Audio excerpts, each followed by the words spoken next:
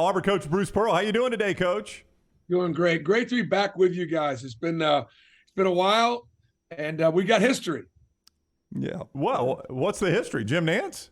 No, he talked about. He's got history with us. History with us. Okay. Absolutely. Brown doesn't understand family. We're family. That's we're right. family. Well, Coach. last time Coach was with us, a tornado warning interrupted us. So I think we're safe from that today, Coach. Yeah, but when I was on hiatus, when I took my sabbatical after I left Tennessee, we used to hang out a little bit before I actually got back into coaching at Auburn. Yeah, I tell people that all the time. We did weekly for about 3 years, if I remember right. Those were some fun times. So we've always loved having you on. Yeah. Yeah, and the hundreds of dollars that I made when I was working with you guys for 3 years really helped offset that $11 million contract I lost in Tennessee. I will forever be grateful. Hey, can, before we talk basketball, can I ask you a question? Because I think you're really good at this, and I'm not sure everybody in life is, but like your son got married this summer, and you seem to be able to manage what is a hectic lifestyle being a head college basketball coach with realizing the blessings you have in your life. You seem to balance that really well. Do you look in the mirror and say, I do a pretty good job of balancing, recognizing my blessings and still being a good basketball coach? Well, I absolutely recognize my blessings and just blessed beyond what I deserve. I don't think, though, being the basketball coach allows me the time to smell the coffee enough. I don't. And so my priorities are just as messed up as every hardworking American that's trying to take care of his families. I mean, I did it when I was a kid. I didn't just have a summer job. I had a summer job during the day and then a summer job at night. And I've just never known any different. So I'm grateful for the blessings. I don't make enough time to enjoy them. So just from that stand, but I think it's one of the things that has made our system work. You guys have to work hard. The more you work, the more you make, the more the better you do for you and your families. And so I believe in a capitalistic society, and we worked hard to be in this position. But I'm not talented enough to back it off and spend a little time with my family right now and at this time of my life. I know you love to travel. Did you go anywhere interesting in the off season? Well, I mean, we went to Israel, and I'm on the board of an organization up there in Birmingham, USIEA, U.S. Israel Educational Association, and we do donor trips to Israel. So y'all ever want to go to Israel, I'm the guy you need to go with, and the organization does a great deal to educate Congress and others about the U.S.-Israel relationship historically and moving forward. And then other than that, took the team there in August. So really, truly, that was those were my vacations. And of course, my son getting married in Tahoe was probably also one of the highlights of the summer. Did the Vizsla make the trip to the wedding? Yeah, Nellie's. How do you know Nellie? That's impressive that you got Nellie out there. She's gone to some real good training. And so she's still a Vizsla, still pretty high strung, but she's calmed down and she's a love. Auburn coach Bruce Pearl with us on the JohnstonRVCenter.com hotline. We interviewed Wendell Green at SEC Media Days, and he talked about that Israel trip. And the thing he mentioned more than anything was being baptized in the Jordan River. And as a believer in Christ myself, Coach, that gave me chills because, I mean, that's like playing baseball at Yankee Stadium or basketball at Fog Allen Fieldhouse. You're baptized in the Jordan River. As a coach, just beyond the basketball trip, seeing the cultural experience, and in this case, a religious experience a player like that had to be very fulfilling. It was incredibly fulfilling. And, understand that, first of all, our trip there, we raised the money through private donations, but we do still represent Auburn. So therefore, there's got to be that classic separation of church and state, and you've got to be mindful of that. At the same time, it was something that was offered to our student athletes and members of our coaching staff and things like that. And so I'm just so grateful that we had so many take advantage of that opportunity. But you're right about the location. Not only was it in the Jordan River, but it was in the Jordan River up by the Sea of Galilee. It was as close to a location historically as where John baptized Jesus. So they were right there in that very, very same water.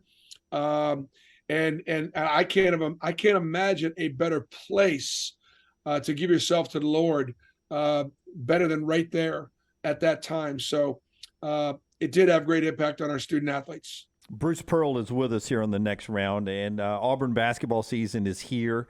When I was down for the Auburn-Penn State game, Bruce made his way into the stands, and at a football game in the SEC, a huge section of Jordan-Hare Stadium is turned around chanting Bruce, Bruce, Bruce. The fan base is hungry for another great season. You guys have the championship rings and everything, but here we go, Monday night exhibition play, and then a week from Monday, you're into the season. You had that sneak peek at this roster, blending them together in Israel. Where are you on blending this group together? Because every group's a new group, right? It is, and we are Jabari-less and we are Walker-less. You take away you take away the best offensive player on the floor every night, and you take away the National Defensive Player of the Year, and so right then and there, it's not going to lower our goals, but it might help lower some of the expectations. I like my team. I think this team will be very competitive. This team, even though we don't have Walker or Jabari with two great defensive players, I think this team could be a very good defensive team. This team will be a little bit more physical and a little bit more athletic. Our shot making ability is somewhat of a concern because I could always get it to Jabari and get a clean look, and it was you pretty much could count it. Guys worked really hard in the offseason. The culture and the chemistry is awesome. Very pleased with it. And I think our strength is our depth, that we can go 10, 11, 12 deep, and we'll play 10 on a regular basis. Our starting five, may not be as talented or as good as half the starting fives in our league. And that's not to say that there's anything wrong with our starting five. Our starting five is good. It's just that our strength is when I go to the bench, I don't drop off. Whereas I do think there are other programs that could have three NBA. Arkansas has got three NBA freshmen that could all start. They're all first-round NBA draft picks potentially. The question is, will they be 10, 11, 12? I don't know the answer to that. I know we are. The 2020 version of Alan Flanagan was really good. Then obviously the injury hurt his production last year. Where is he health-wise right now? He's healthy now. And so the thing for Allen to do is to utilize his athleticism, his toughness, his physicality, and be able to use that at both ends of the floor to be a dominating basketball player. And that's where he's at right now. But boy, last year he played through injury. Most kids would have, with an Achilles, they just would have took the year off and gotten better and bought themselves another year, but Allen wanted to be a part of it last year. And so he is back to healthy. He's got great competition at his position, though. Chris Moore, who is a junior, has had a great summer and a really good fall. And so those guys will both play. One of them will end the games and one of them will start the game. But we'll be very athletic and physical at that position.